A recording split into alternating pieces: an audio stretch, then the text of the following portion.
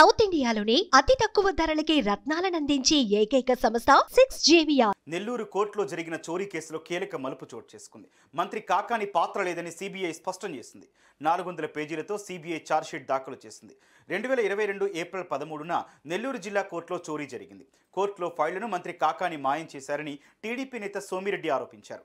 మాజీ మంత్రి సోమిరెడ్డి ఆరోపణలను సిబిఐ తోసిపుచ్చింది.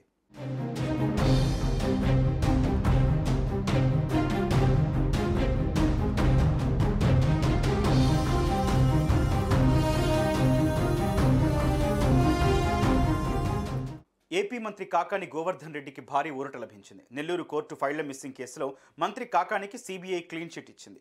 నెల్లూరు కోర్టు ఫైళ్ల మిస్సింగ్ కేసులో సిబిఐ ఛార్జ్షీట్ దాఖలు చేసింది. ఈ సందర్భంగా కాకాని పాత్ర లేదంటూ ఛార్జ్షీట్లో సిబిఐ స్పష్టం చేసింది. మంత్రి కాకానికి నేరం జరిగిన విధానం పట్ల అవగాహన లేదని ఛార్జ్షీట్లో పేర్కొంది సిబిఐ. ఇక టీడీపీ నేత సోమిరెడ్డి ఆరోపణలను సిబిఐ తోసిపుచ్చింది. హైకోర్టు ఆదేశాల మేరకు ఈ కేసును సిబిఐ విచారణ చేపట్టింది. సిబిఐ విచారణకు తాను సిద్ధమని హైకోర్టులో మంత్రి కాకాని చెప్పారు. సిబిఐ విచారణ జరపాలని హైకోర్టును మంత్రి కోరారు.